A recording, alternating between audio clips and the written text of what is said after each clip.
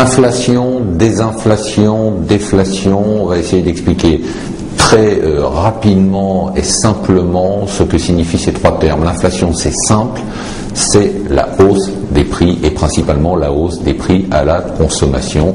Donc là, pas de problème. La désinflation, c'est un terme qu'on connaît mal et qu'on comprend mal.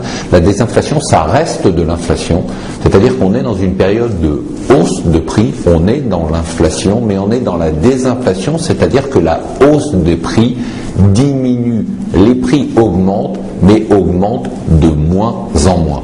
Donc voilà pour l'inflation et la désinflation.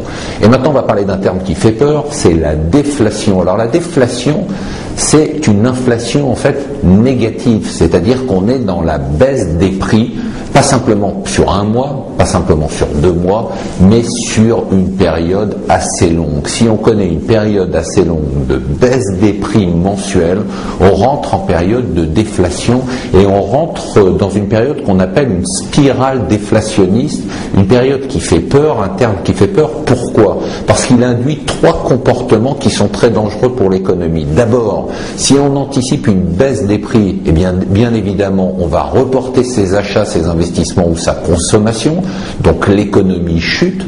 D'autre part, le poids de la dette, si vous êtes en période de baisse d'inflation, vos taux d'intérêt restent positifs, vous payez une dette à taux fixe, et bien évidemment, si les prix baissent de façon continuelle, le poids de la dette augmente. Ça, c'est un problème très grave. Le troisième problème très grave, c'est que les banques centrales ne peuvent pas baisser les taux d'intérêt en dessous de 0.